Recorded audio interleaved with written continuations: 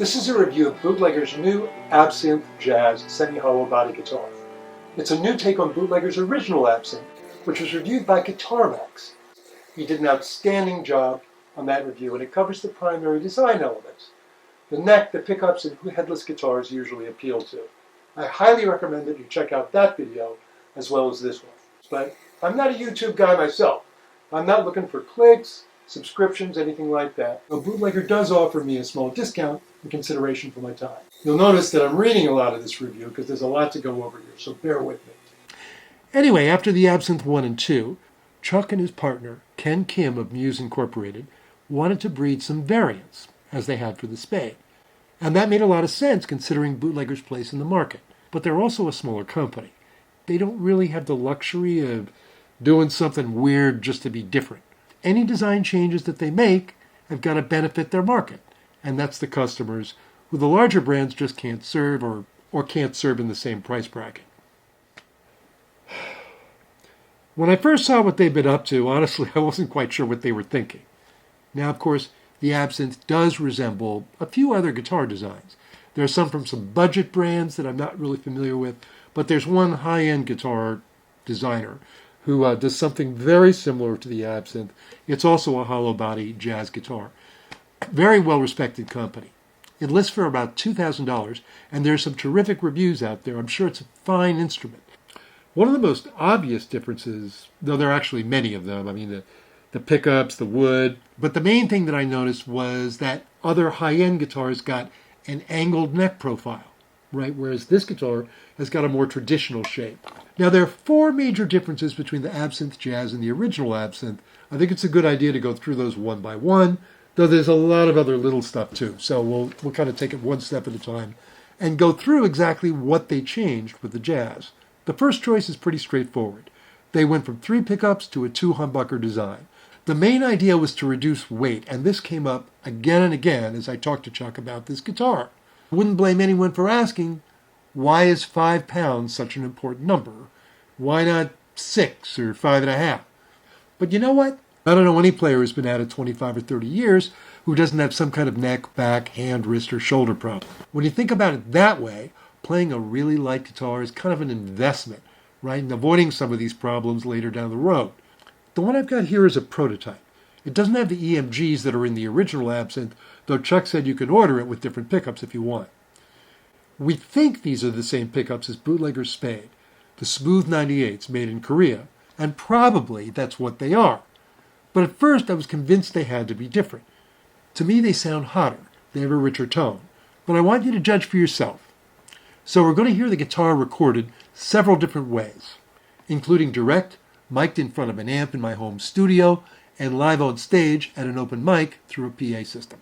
Since this is a jazz guitar, I would argue that its clean sound is probably more important than how it takes effects or how it sounds with a lot of overdrive. For the first part of this demo, all I did was take the guitar out of its case, tune it, and record it through a basic prosumer level interface.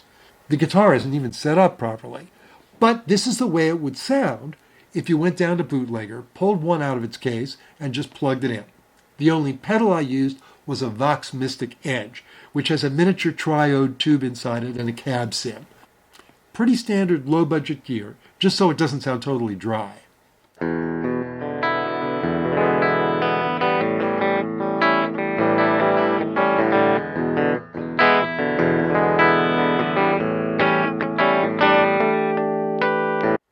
I don't know about you, but I thought that sounded pretty good. If we added just a little reverb to the track and mastered it really crudely. You know, just like brought up the levels a bit, boosted the mids.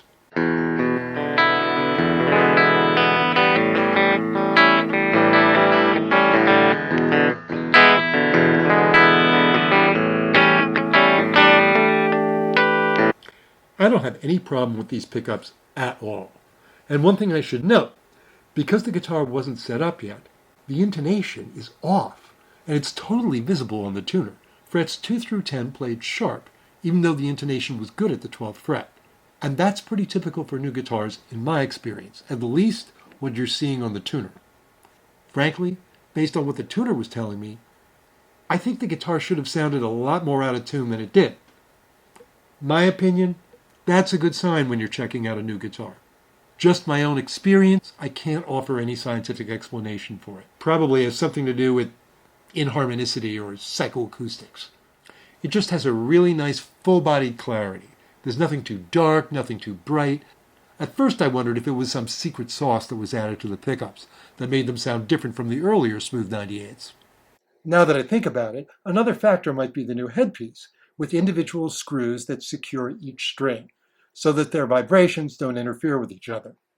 That gets us to the second choice that Bootlegger made. Routing out the body and making it partly hollow obviously helps keep the guitar under 5 pounds. But does it really give the guitar a warmer, more acoustic kind of tone? Semi-hollow bodies are very popular right now. Think of the Fender Thin Line. Although, believe it or not, in 2024, there's actually some smart money that swears that hollow versus solid body, tone wood versus plywood doesn't even make any difference. If someone hasn't yet made a video of a guitar with a concrete body that sounds like an ES335, I'm sure it's only a matter of time before they do. But I really like the Jazz's sound, and I don't think there's just one design element that gets us there.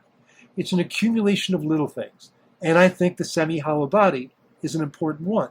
Part of what I'm hearing really sounds like extra resonance to me, and I think it's from those cavities in the body. It's got to be part of it anyway. So that's 2 of the 4 decisions that I'm really liking a lot. But before going any further, I took it to my guitar tech, Jimmy Yamagichi, and had him work on it for maybe 15 minutes doing a very basic setup. We're just straightening the neck, lowering the action, and doing a coarse intonation, just with a tuning fork. One thing we both noticed is that there are these tiny screws kind of sticking out at an angle from the tuner barrels, and those are for locking the height of the string. However, the saddles themselves are slotted. So imagine your string sitting inside the slot of a screw, essentially. One thing that means is that you can only raise or lower the saddles in 180-degree increments. You can't turn it like an eighth or a quarter of a turn. On the other hand, that means that those screws really aren't going to move once you get them dialed in. Neither of us really understood why the locking screws were necessary. To me, that's kind of a positive. That's one less Allen wrench to carry around and keep track of. Tuning seems to be pretty stable with this guitar. If you put it away in the case every night, and temperature and humidity are reasonably stable, it's just not going to move that much. We'll hear it live on stage in a minute, but first let's check it out in a more controlled environment. I'm using a 20-watt hybrid amp with a 12AX7 preamp stage and a solid-state power amp running into a 12-inch vintage Celestion 30. Again, this is the kind of low-budget setup a lot of us use for rehearsal or for small to mid-sized clubs. I'm also recording using this microphone, which is not the greatest. It's just a basic stereo microphone for recording with a digital camera like this.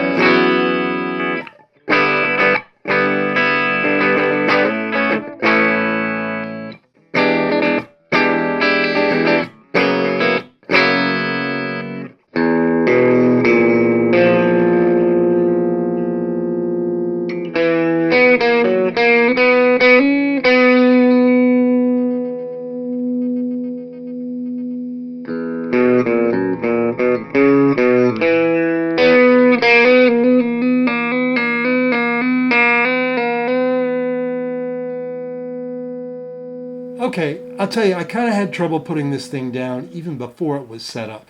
Again, the flatness of the fretboard, that's not quite right for me personally. But generally, this is a very comfortable guitar to play. Just not a lot of wear and tear on the neck, the arms, the shoulders. One of the advantages of having such a lightweight guitar. Next, we come to possibly the biggest change that Chuck made with this guitar versus the original Absinthe, or the Absinthe 2. And that is the fan fret decision, typically only found on pretty high-end boutique guitars. The idea behind fan frets is that since the bass strings have a longer scale, it takes more tension for them to be in tune, which improves the intonation, the playability, and the clarity of tone. Basically, a tighter string feels better under your fingers, and everyone seems to agree that it sounds better too, though when they try to explain the physics to me, my eyes kind of glaze over. But under real-world conditions, how much difference does any of this really make? That's a harder question to assess, and the reason I felt like I had to do part of this demo live on stage, just to get a sense of real-world playability. Conventional wisdom is that fan frets matter the most for the strings that are lowest in pitch and have the longest scale, which means that drop string tunings and 7 or 8 string guitars would tend to benefit the most. But this one obviously only has 6. Now, fan fret guitars list 2 different string scale lengths. And for the Jazz, you got 25.5 for the lowest strings, right, and 25 for the highest. That's a pretty small difference in scale between the high and low E. It's not like no one else has made a fan fret guitar with these scale lengths. But still, it means that the tension of the low E isn't that much greater at 25.5 than it would have been at 25. Is that really going to matter? And most importantly, will the fan frets make the guitar harder or just strange to play? For any fan fret guitar, part of that depends on your playing style and also the neutral point of the guitar. And that's the place where the frets are perpendicular. For the Absinthe Jazz, the neutral point is at the nut. Again, I can't explain exactly what that means or why it's important. I got a C in high school physics. But generally, neutral points at the 7th or 12th fret are going to be better for riffing higher up on the neck, while neutral points near the nut are better for chords lower on the neck. I think a 0 neutral fret is a safer choice for this particular instrument, makes it compatible with a wider variety of playing styles. Just a matter of taste, others might disagree. Chuck kept telling me that everyone told him it wouldn't feel any different to play this guitar. And I should let you know, I'm not particularly comfortable doing open mics, okay? I'm used to playing with a lot of distortion and on stage with a bunch of other guys. All right, so this is an unusual instrument. It's made by Bootlegger. It's called their Absinthe Jazz. If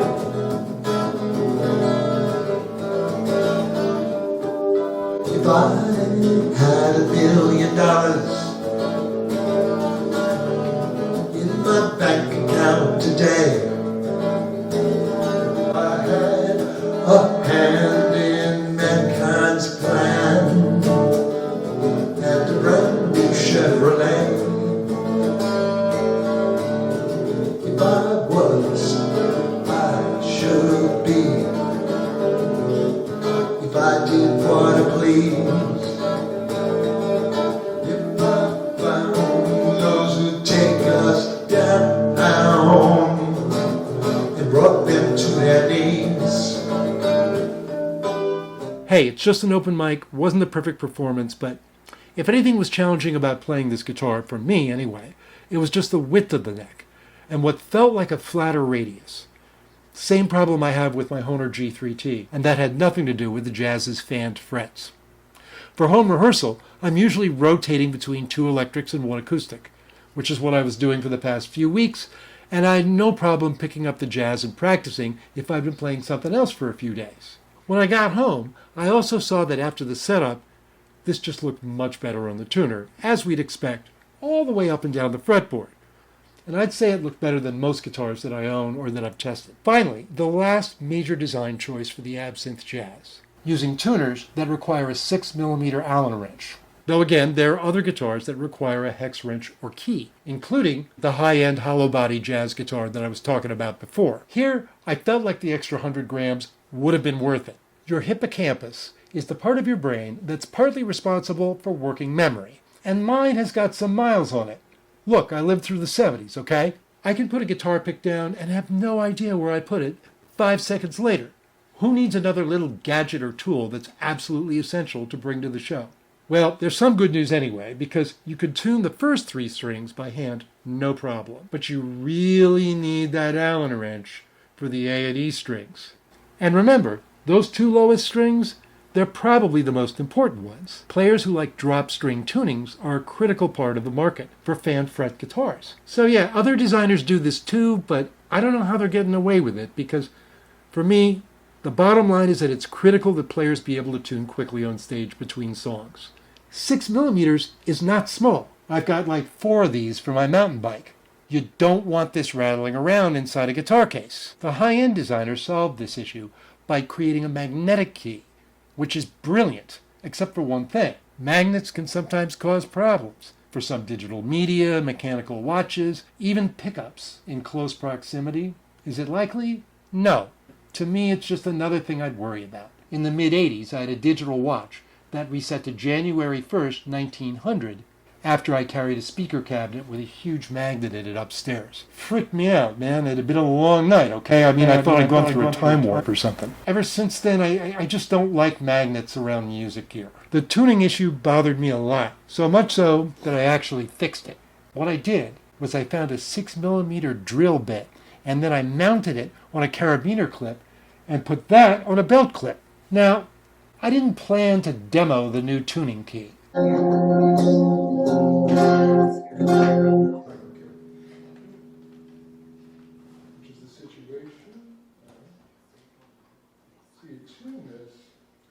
That's convenient.